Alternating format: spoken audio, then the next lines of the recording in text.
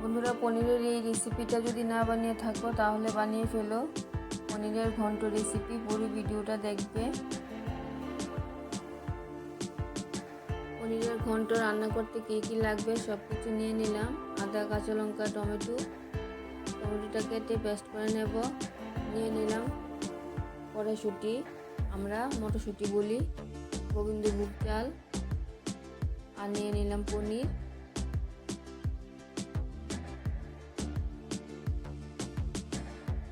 চালগুলি ধুয়ে ছাঁকনিতে নিয়ে নিলাম। পনিরের ডাব্বাটাও খুলে নিয়েছি। পনিরটা জলটা ঝরিয়ে রেখে দিলাম। আলুগুলি কেটে নিয়েছি, ধুয়ে জলে ভিজিয়ে রেখেছি।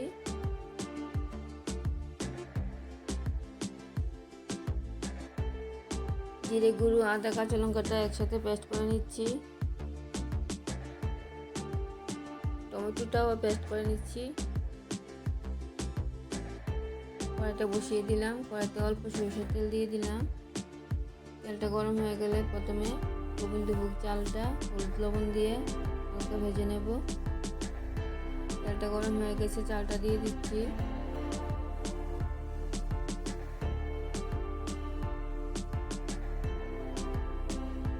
অল্প হলুদ আর লবণটা দিয়ে দিলাম। চালগুলি ভেজে নেব।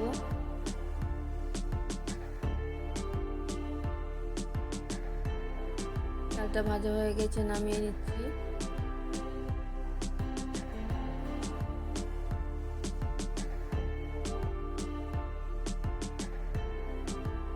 কড়াইয়ের মধ্যে আবারও সরষের তেল দিয়ে দিলাম।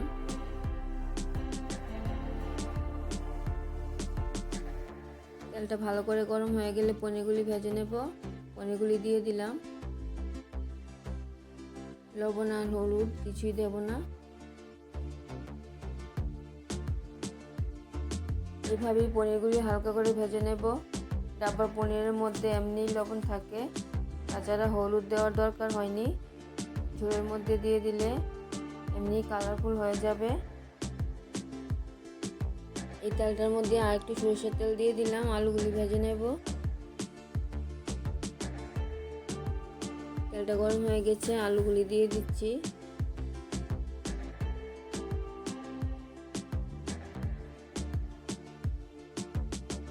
সবগুলি আলু দিয়ে দিলাম। আলুর মধ্যে হলুদ দিয়ে দিলাম। আলুটা কড়া করে ভেজে নেব।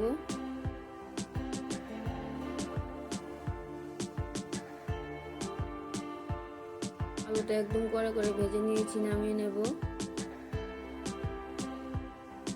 আবারও সরষের তেল দিয়ে দিলাম। ফোড়নটা দিয়ে দেব। ফোড়নে নিয়ে নিলাম তেজপাতা, শুকনো লঙ্কা, পাঁচফোড়ন, এলাচ, দারচিনি। তেলটা গরম হয়ে গেছে, ফোড়নটা দিয়ে দিলাম। ফোড়নটা ভাজা হয়ে গেলে মশলাটা দিয়ে দিলাম। মশলাটা ভালো করে কষিয়ে নেব।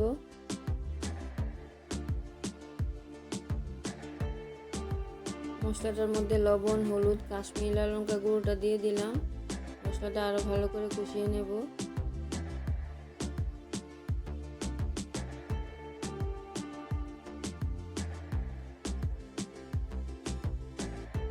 মশলাটা ভালো করে কষিয়ে নিচ্ছি।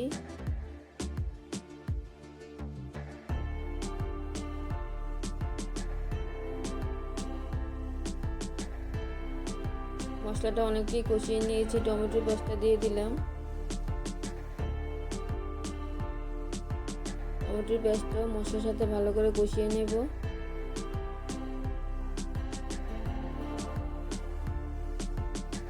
টমেটোর পেস্টটা কষানো হতে হতে মটরশুঁটিটা দিয়ে দিলাম। মটরশুঁটিটাও ভালো করে কষিয়ে নেব।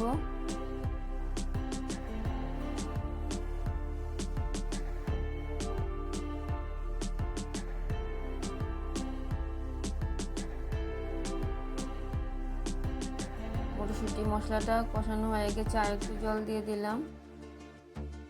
আর একটু কষিয়ে নেব।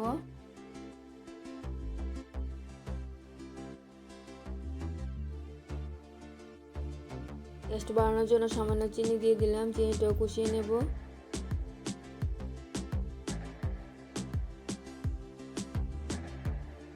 ভালো করে সব কিছু কষিয়ে নিয়েছি।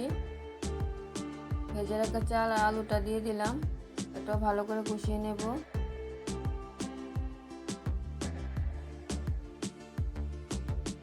আমার রেসিপিগুলো যদি আপনাদের ভালো লেগে থাকে তাহলে আমার চ্যানেলটাকে সাবস্ক্রাইব করবেন, আমার পাশে থাকবেন, লাইক কমেন্ট শেয়ার করবেন।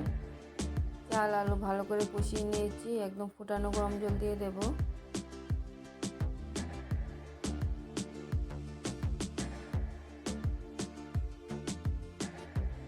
ফুটানো জলটা দিয়ে দিচ্ছি, যতটুকু প্রয়োজন ঝোল লাগবে ততটুকু ঝোল দিয়ে দেব।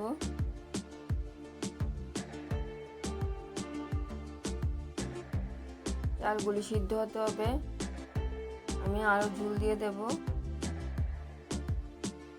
ঝোলের মধ্যে আর একটু লবণ লাগলো দিয়ে দিলাম।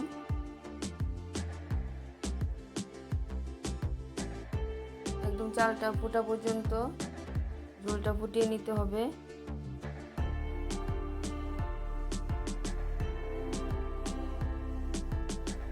চালগুলি সিদ্ধ হয়ে গেছে, পনিরগুলি দিয়ে দিচ্ছি।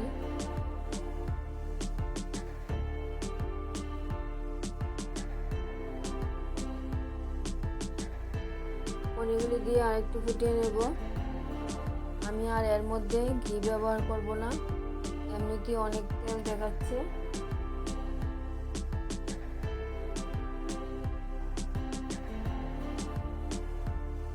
পনিরগুলি দিয়ে একটু ফুটিয়ে নিয়েছি, গরম মশলা গুঁড়োটা দিয়ে মিশিয়ে নেব। এই রেসিপিটা বানিয়ে খেয়ে দেখবে, অতি অসাধারণ খেতে হয়েছে নিরামিষ দিনে। এই রেসিপিটা তোমরা বানিয়ে নিও।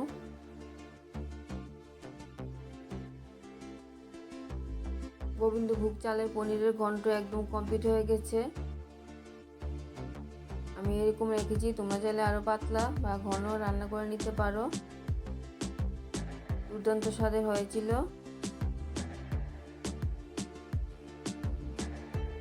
নেক্সট ভিডিওতে আবার দেখা হচ্ছে। সবাই ভালো থাকবে, সুস্থ থাকবে। ধন্যবাদ সবাইকে।